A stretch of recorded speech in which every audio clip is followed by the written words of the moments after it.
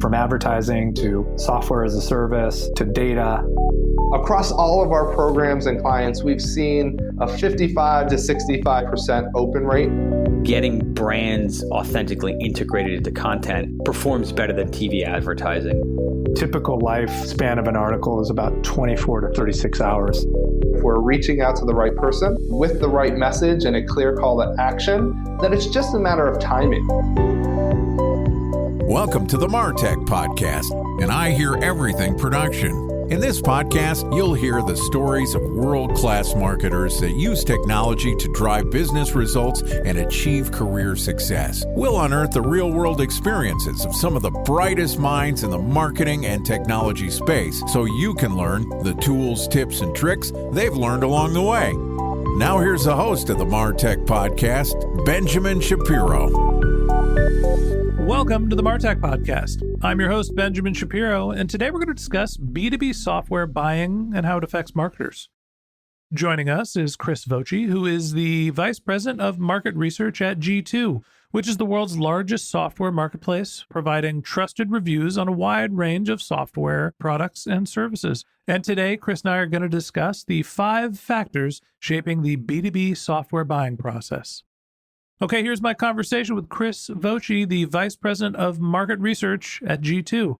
Chris, welcome to the MarTech Podcast. Thank you, Ben. Thanks for having me. Super excited to be here. Excited to have you here. Always excited to meet a member of the G2 team. I mentioned offline we've been stuck with Palmer Houchkins. I can never pronounce his last name. Your VP of Marketing, Houchkinsons. See, clearly I'm butchering this already. So it's nice to be able to talk to somebody else in the organization. Palmer, we can't stand you. Come back, please.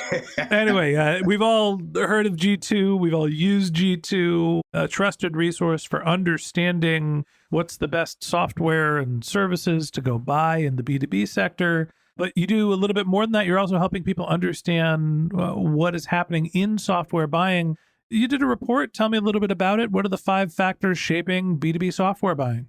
All right. So G2's market research team, one of the things that we love doing every year is producing an annual report. It is our benchmark report on software and services buyer behavior.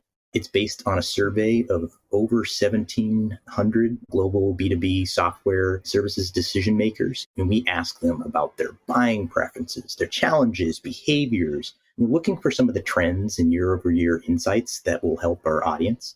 And we create this report for vendors to help them better understand the plans, behaviors, attitudes of software buyers. And specifically, how can we help them win, delight, and keep those customers as buyers?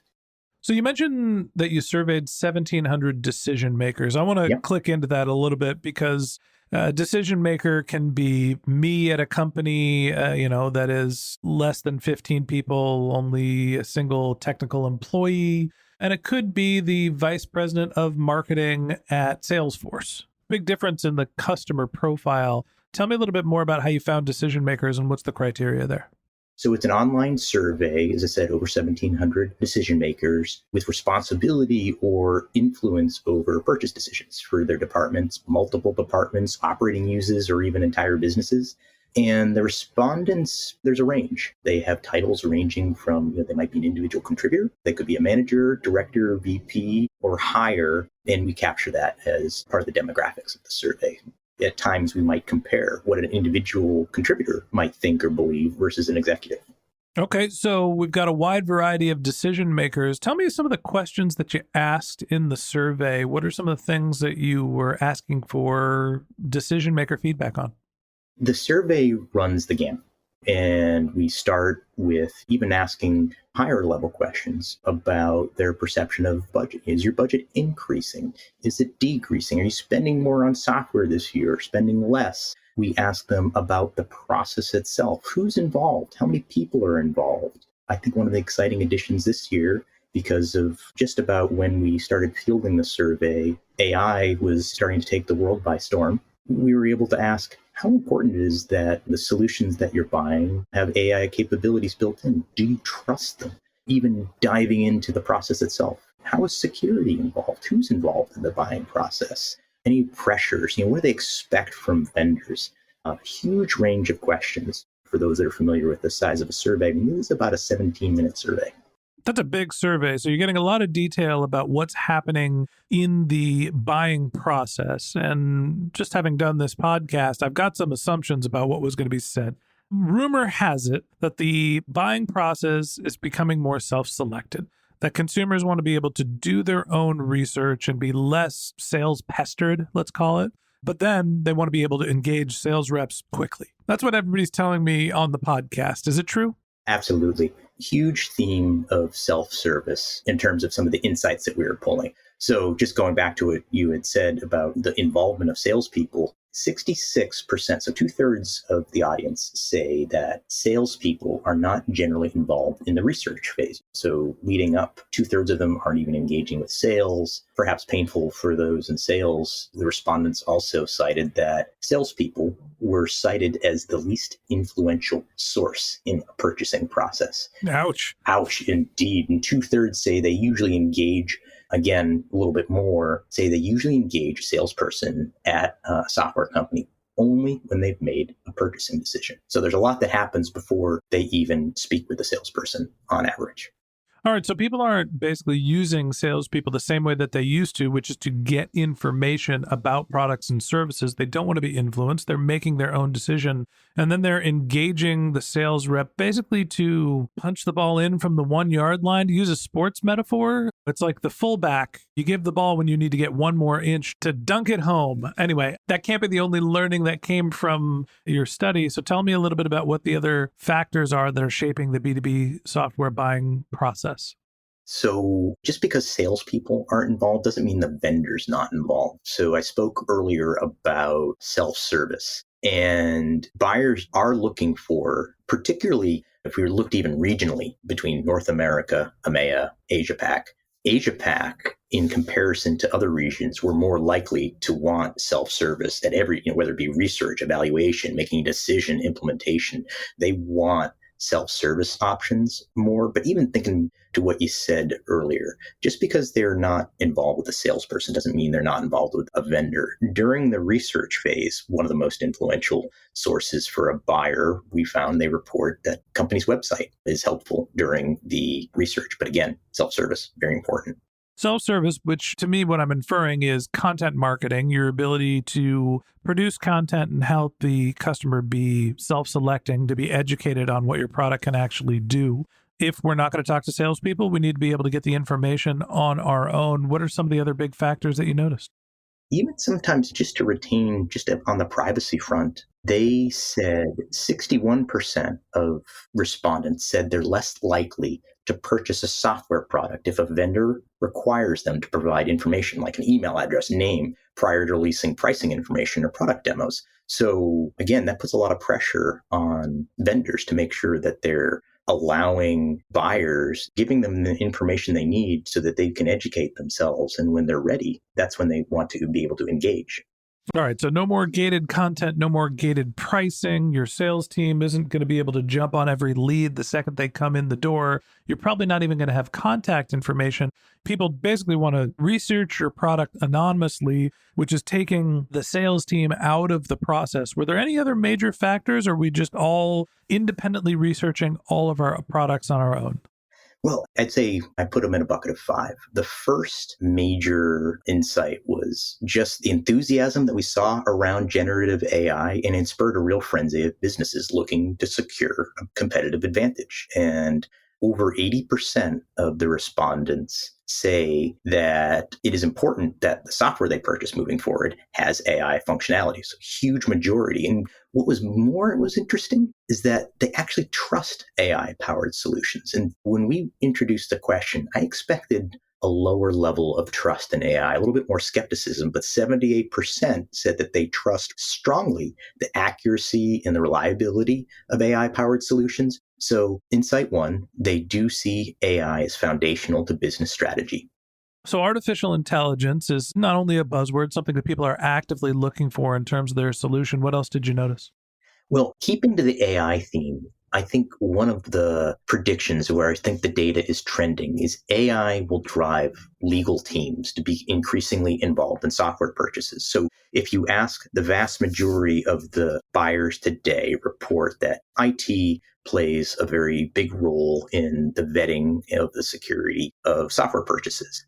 If you look at those that are enthusiastic about AI as compared to the rest of the, those that are higher proclivity to purchase AI technology in the next year, you see a jump in the involvement of legal departments in those decisions. And by the way, that becomes really important because now we have to worry about the data that's being ingested, the output and the accountability around the output of generative AI solutions. And I was at a conference with an enterprise vendor CEO, and he mentioned off the cuff, my customers are asking for AI capabilities in the solutions that we're delivering, but their legal departments are saying no. So for software vendors, there's a big red flag there that when you think about the buying process, that there's another hurdle that they need to consider.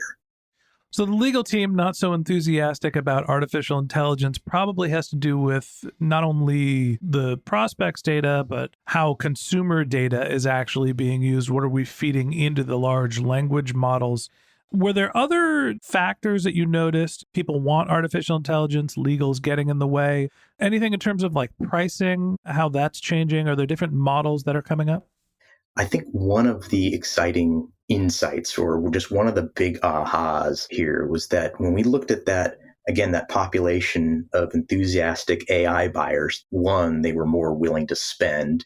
About 59% anticipated spending is going to increase in 2024. So when you compared that to the non-AI buyers, so we categorized it like who are AI buyers versus not AI buyers. AI buyers were 10% higher overall. So one, they're more willing to spend. When you looked at, because we ask questions kind of probing at deal size, 84% are typically involved in deals larger than 50,000 compared to 75% for the non-AI buyers, meaning 72% are typically involved in deals larger than $100,000 compared to 60% for non-AI buyers. So, Chris, tell me a little bit about the buying process. How is that changing over time? Yes, people want to be self-selected, but do they have to go through the same hurdles? You mentioned legal before. Is it easier or harder to buy software these days? Well, there's some pressure. So over 80% of our respondents said that they have an official buying process in place for purchasing software. Yet business pressure, so think about our buyers today and the pressures that they face, putting ourselves in their shoes, they still face a lot of pressure internally to deliver results, and that's changing behavior. If you take a look at, say, we also ask, have you veered from your purchasing process? We ask those that say, yes, I have. And almost unanimously, 93% of them said they did so because they needed to move quickly and there was a pressure to deliver. All right, so the pace of buying needs to be a little bit faster. What are some of the factors that are influencing that purchase behavior? What are some of the other factors that you noticed? Value, scalability, and ease are the top three considerations for software buyers, regardless if it's a small business, enterprise, or mid-market customer. Those are the top three. A little bit of variation depending on the size of the company, like small businesses tend to prioritize ease of use and ease of implementation, while a medium size and enterprise companies need solutions that will keep up. So they tend to veil scalability more. Yeah, it's interesting. You'd think that it would be the opposite, that the smaller companies are the ones that are actually going to do the implementation as the person that's buying it, so they can deal with more complicated processes, as opposed to larger companies where it has to be rolled out across a whole bunch of people would want something that's easier to just layer across the organization. At the end of the day, simplicity seems to matter very much. Any other factors that we didn't mention that you want to raise in terms of what are the factors shaping B2B software buying?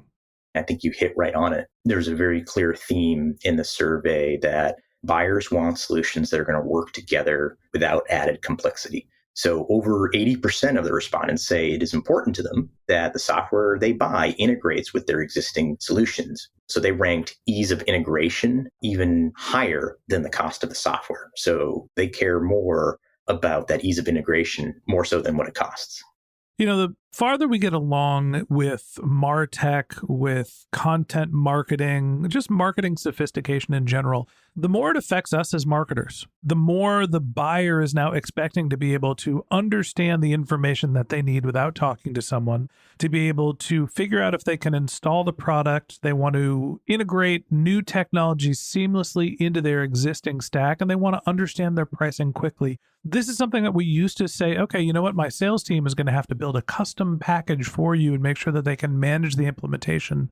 Those days are gone. People expect what they want, when they want it, how they want it, and they want it now. And it leaves a lot of questions for us as marketers in terms of how do we deliver on those high expectations. And that's what we're going to talk about tomorrow. So that wraps up this episode of the MarTech Podcast. Thanks for listening to my conversation with Chris Voce, the Vice President of Market Research at G2. Join us again tomorrow when Chris and I continue our conversation talking about tips for B2B software marketers. If you can't wait till our next episode and you'd like to learn more about Chris, you can find a link to his LinkedIn profile in our show notes. You can contact him on Twitter, where his handle is Chris Voce, that's ChrisVoce, or you can visit his company's website, which is g2.com. And on g2.com and on the MarTech Podcast website for this episode, you can find a link to the buyer behavior report. Just one more link in our show notes I'd like to tell you about. If you didn't have a chance to take notes while you were listening to this podcast, head over to martechpod.com, where we have summaries of all of our episodes and contact information for our guests. You can also subscribe to our weekly newsletter, and you can even apply to be a guest speaker on the MarTech Podcast. Of course, you can always reach out on social media. Our handle is MarTechPod, MarTechPod, on LinkedIn, Twitter, Instagram, and Facebook. Or you can contact me directly on LinkedIn. My handle is Ben J. Shap, BenJShap. And if you haven't subscribed yet and you want a daily stream of marketing and technology knowledge in your podcast feed, we're going to publish an episode every day this year. So hit the subscribe button in your podcast app, and we'll be back in your feed tomorrow morning. All right, that's it for today. But until next time, my advice is to just focus on keeping your customers happy.